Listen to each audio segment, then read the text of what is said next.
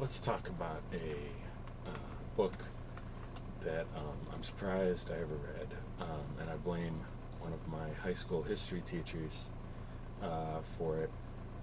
When I was in high school, there was a history teacher I had who I really liked, and he had been an options trader before he became a history teacher. Um, so he had traded in, buy and sell uh, options to purchase stocks and commodities, kind of like the end of the movie Trading Places, which we watched at one point in his class, which is an amazing thing. I think we just watched the end. I don't think we watched the whole movie with all of the adult stuff. Anyway, because he was such a good teacher and I enjoyed him so much, he sparked an interest in the technical side of investing and the history of investing, which has held to this day.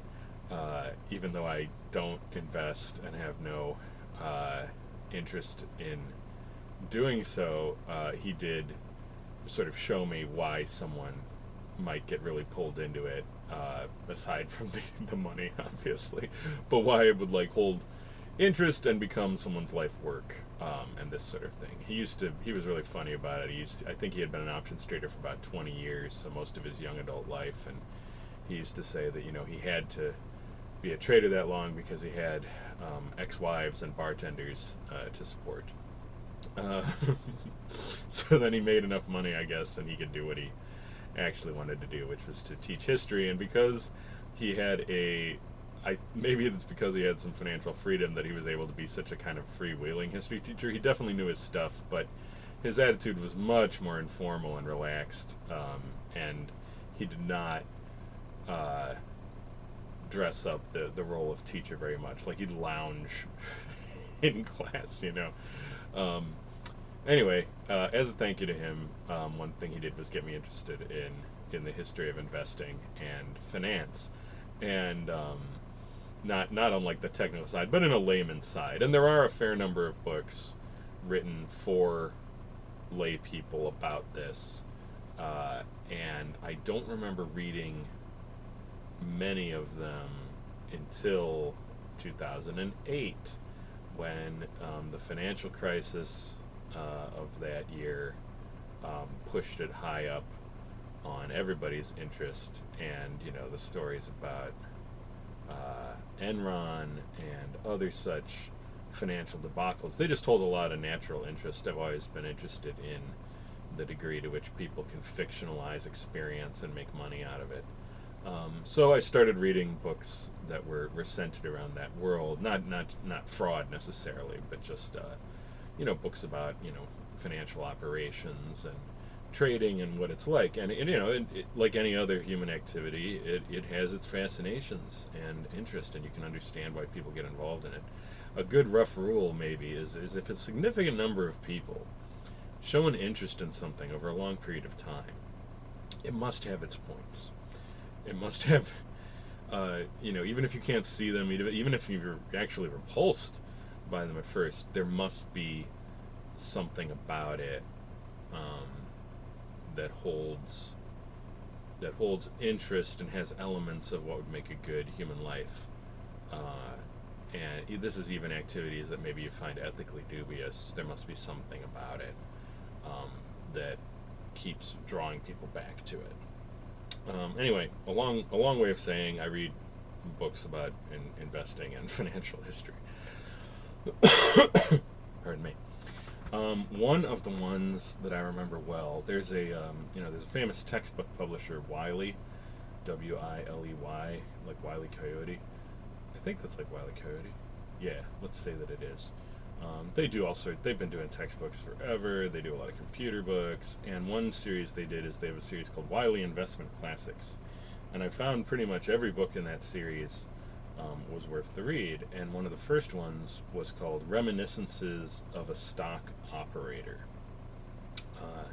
And I think I was drawn to it because of the old timey language, not the word reminiscences, but stock operator, which tells you we're going reasonably far back in time, because the name for what that person does is now a trader or an investor, not an operator.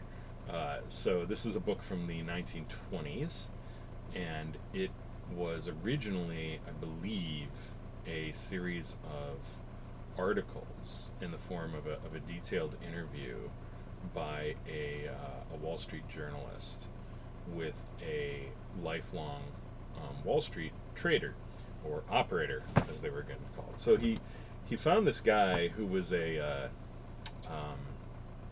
lifelong operator, and in the court, the guy tells him like basically the story of his life and his work as a way of sharing insights about what he's learned, from 30 years in the market. And it was originally a series of articles on different topics, and it was popular, so they put it together and published it as a book. And I believe it's been in print ever since. It's very good. It's a very good, well edited series of interviews. The guy is honest about his life. It has as far as I know, of course, it has that. It's someone telling you the story of their life. It has the fascination of a good memoir, and they lightly disguised the guy's identity, but of course it came out. People who knew who he was, and I think the man lived another 12 or 13 years after the book came out in the late 20s. So this is also at a pivotal moment. This is also probably partly responsible. Is the book looks prescient. During the boom years of the 20s, when the stock market was booming everywhere, there were not a lot of voices of caution, but the overall measure of the book is caution. Measure of the book. The message of the book is caution about getting into the market, especially for the untrained, untutored investor. The easy money, as it were, the easy marks. That is a strong message in the book. And that, of course, coming out in like 27 or 28, whenever the book came out. It was sometime before the crash of 29 and the ensuing Great Depression. That really looks smart in retrospect. And, for quite a while, in the 40s and 50s, skepticism about the stock market really reigned. I don't think it was till the 60s when it became socially fashionable again to talk about investments and stocks and to be flash and for bankers to start getting paid more and this kind of thing. And then, of course, it really took off in the 80s. But for a good while, people looked at stocks with deep bemusement and skepticism. It was considered much smarter to have a strong bond holding or to hold real assets like housing than to hold a lot of stock, even though, historically, if you can weather the swings, stocks provide very, very good return. Just the experience of the crash and the depression was really educative of a generation of Americans who then also really wanted job security and defined benefit pensions, which gradually dominated investment planning. Okay, we're getting a little far from the book. This is a good book. It is written in understandable English. The fact that it's 100 years old really doesn't present any serious problems. And it's fascinating to read how this guy became a lifelong stock operator. And he did it by, like so many people, making a lot of money when he was really young and being so impressed by that experience that he never shook off the taste for it. So when he was, I think in the book he was like 13. When he was 13, he worked at a bucket shop. And bucket shops are an important piece of U.S. cultural history. Before, brokerages, well, not before brokerages, concurrent with brokerages, there were places where that were basically off-track betting parlors, but for stocks, not for horse races. You did not actually buy the stock. You gambled on stock price movements. So you would go in, and the market would open, and there would be the prices, and you would lay your bets. So-and-so will be up a quarter or whatever, and then you would collect, and you'd pay the vigorish fees to the house. So this guy, when he was 13, was in charge of moving the little price signs around on the boards that everyone could see what they were wagering on. Bucket shops were eventually outlawed. I imagine they still exist somewhere, perhaps. But stock Wall Street gradually saw them as a threat to the legitimacy of their operations and as more trouble than they're worth, and they got laws passed, and now you had to actually buy an asset.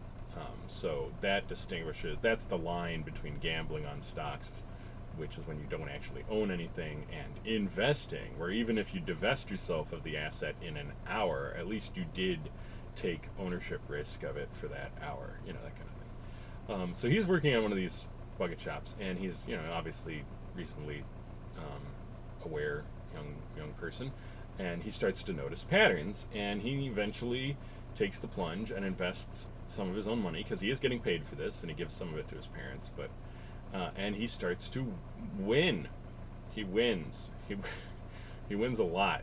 He has this story where he comes home and he's got like $200, which in the 1890s for a 14-year-old kid to have $200, I think would be roughly equivalent to like 25,000 today. And his parents are just stunned, and he has to explain. And I think they want him to quit, but he gets the taste for it in his nose, and he just never lets go. Because there's always more to learn. If you can make just that from that tiny little bucket shop, he knows that there are other opportunities. And so he doesn't ever get formal schooling. He just stays in the market. And he does really, really, really well. But there's ups and downs along the way. It isn't some steady glide. And he makes it very clear what the life of being a market operator is like, which is constant attention. He has several stories in the book about trying to take vacations and not being able to get away, going like on the vacation, but not being able to escape the market, because by now we got telegraphs everywhere, which are almost as fast as day trading, if you know how to do it, and he just can't keep away from the action long enough, and he just keeps expanding out, and eventually becomes known as one of the most active traders. Brokers are competing for his business because he does so much trading that they generate at big volume. They generate big fees from him, so he can negotiate for a private room and a secretary who does nothing but convey his orders and this kind of thing. It's pretty interesting, and just holds a certain fascination of how a human being slips into a particular life. And he tells stories of failures. He did not see the 1907 crash. The one before the 29 crash, he did not see that coming, and he lost a lot. He got conned, not in any kind of illegitimate way, just taken for a ride by another investor who convinced him that a certain position was wise, and even when it was clearly not wise, he stuck with it. So he shares all of these in the specific hope that people will think about the fact that he is not a dumb person, and he has spent 30 years in the market, and he still gets taken and loses his shirt, and that you just can't beat the market. That's the overall message. I think that's even in bold type near the end of the book. You cannot beat the market. The best you can do is take positions that will help you ride the market. You cannot bull out of a bear market and so on. You have to take positions and then stick to those positions and look for the moment where you need to shift to the position, but you cannot beat it. You cannot find an opportunity that other people haven't found yet. The market is smarter than you, and it has way more assets than you. You cannot angle it, corner it, all that nonsense. Which I cannot believe is still out there after 400 years of financial markets in the Western world, formal ones and informal ones longer. And, I just it's too much hanging on people's hopes, too much hanging on the bad information that they receive. So I recommend this book to everybody, but I also note, in my edition of the book, there was a foreword by the journalist who conducted the interviews and put the book together. His name, Edwin Lefebvre, I believe that's his name, if I'm pronouncing it right. Edwin Lefebvre. Really good job, Edwin. Thank you. Um, but he has a foreword in this book, which is like after the book came out, and he is sharing a few thoughts. And one of the thoughts is he's on this train and he hears these guys talking about the market and how they're going to do so well. And they're coming to New York. They don't live there. They're coming to New York to go to Wall Street and learn about it. And he hears them mention his articles. And he, eventually identifies himself and talks to them about it because he realizes they have taken the exact opposite message that he intended. They did not hear, you cannot beat the market, the most savvy investors get beaten. They took a partial reading of the book colored by what they want to hear, which is, you can make a lot of money on Wall Street. And he's talking to them about it, and he's telling them about the mistakes investors are prone to. And one of the guys he's talking to says, well, I just wouldn't do that. It's a great, there's a sucker born every minute moment. Like, oh yeah, you're gonna dodge every other pitfall, which has taken down most of humanity. It is a truly tiny minority of people who have the interest, the time, the eventual skills. I'm not saying there's no skill to investing. There's clearly some, though it may not be nearly as much as we might wish. But there's clearly a little bit of skill, right? At the very least, and perhaps more. It's a truly tiny minority of people who can put all those pieces together and make it work. Because what everybody wants out of Wall Street is not hard money. This guy in the book, who I think his name, it's not his real name, but I think his name in the book is Larry Livingston. This guy, Livingston, gives his life, 16-hour days, 6 days a week. And this is when the markets weren't open as much, and there wasn't nearly as much financial activity relative to the economy as there is now. But even so, he's still giving his life, because, there's research, and there's tips, and there's the constant calculation, which, you've only got an old IBM business calculator to help you with this. And there's working with people and listening to information about who the trustworthy brokers are, because, there's always that human element you have to think about. And he gives his life, and he makes money, but he still drops constantly. So you just, running to stand still a lot of the time. And there are times where the whole market is sluggish, and it can be years, and you can struggle to do anything with it, right? Hugely valuable. And yet what people want is not that kind of money, the kind of money that can be made if you're in a position to do it. They want easy money. They want the easy money. And that's the message. There is no easy money. There is not. It does not happen. Windfalls are not real. And even when you get them, even if you should proverbially stumble over the bag of rare coins, like that couple out in California a few years ago, even then, what do you do with it? Does it actually give you anything worth having? Does it actually transform your lives? I like saying actually. So yes, highly recommend on this book. Probably talk about some other books in this series, the Wiley Investment Classic series, because they're pretty good and they're not hard reads. You do not need to know technical jargon beyond a few pretty obvious. Even then, you can pick it up as you go along, and I think it winds up being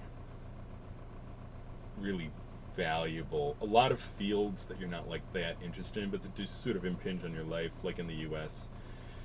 Once you get to a certain point, a lot of people, they at least have to give a tiny bit of thought to issues of finance, if they're on mortgage, their retirement planning, this kind of thing. And it does not hurt to have a few books in your head that can help you orient yourself, because in this case, the message is stay out. And that can save you a lot of time. If a few good books by a few well done, a few good writers can help you close the door to a generally unprofitable field of human activity, A, you save a whole ton of time you might have otherwise lost to some endless chase down a rabbit hole. And B, if instead you are still pulled towards it, you are in a position to say, hey, maybe I know myself well enough to know that I would actually like to take a more active role in this and to get more involved in it, because I know my reactions to things. Part of the points of books and drama generally is to help us know ourselves and notice what we respond to, so that we cannot get taken quite as often, and that when we do something, it's out of a roughly accurate sense of what the future will bring. An unrealistic sense of what the future may bring. That's such a big topic. I'll have to find some way to talk about that another day. Okay, be well, everybody. Stay out of the market.